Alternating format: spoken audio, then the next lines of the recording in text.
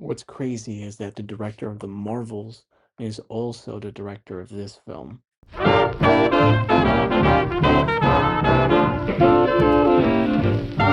Hello, everyone. Today I'm going to be sharing my thoughts on the sequel to 28 Years Later called 28 Years Later The Bone Temple.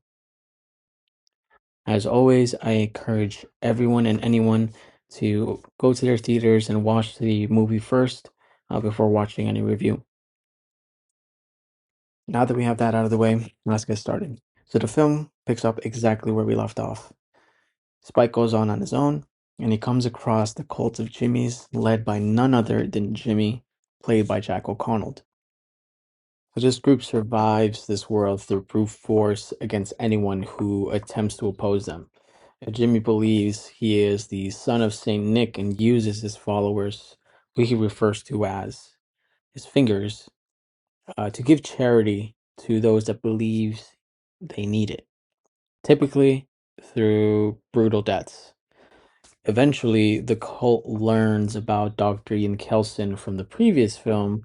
They learned about the doctor and his bone temple, who they believe to be Saint Nick in the flesh, and wish to become disciples of him.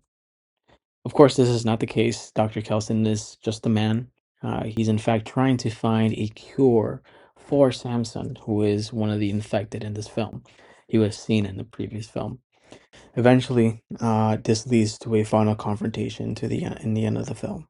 One of the things that I definitely appreciate with this film, from the previous film, is the more cohesiveness in terms of storytelling in the Bone Temple versus the first 28 years later. I think one of the major complaints that I had with the film is that 28 years later, directed by Danny Boyle, felt like multiple ideas clashing with one another. I think the first half is a lot much stronger, much more cohesive than the later second half. The first half felt like a survival film that's, these two characters that are surviving in this world.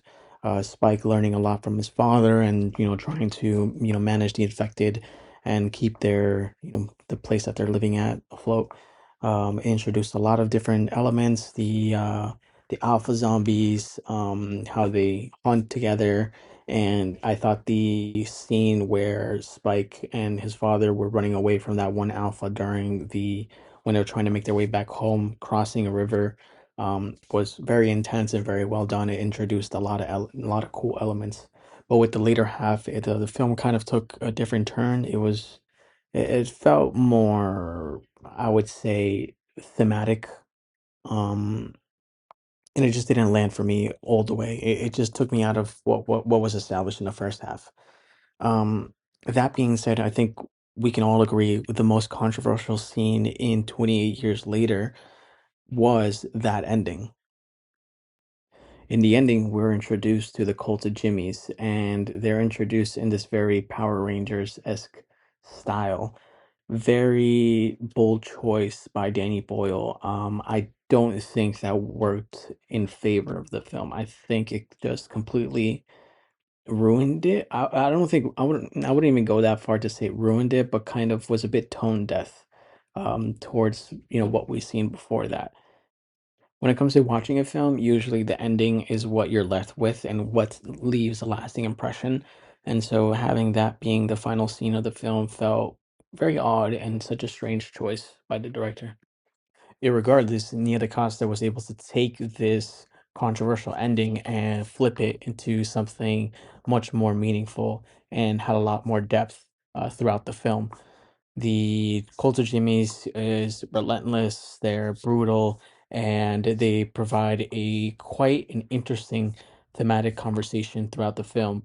And the film really tackles a lot of different themes and atheism, religion, stuff like that. And I think it's definitely a wonderful film to definitely check out. It might not be for everybody. It's definitely like a slow burn. There's a lot more thematic things going on within the film. It also could be very brutal, also as well. I will say, but overall, I did enjoy this film. I do recommend people checking it out if they have the chance. And that's it. Those are my thoughts on 28 Years Later, The Bone Temple. What did you think of the film?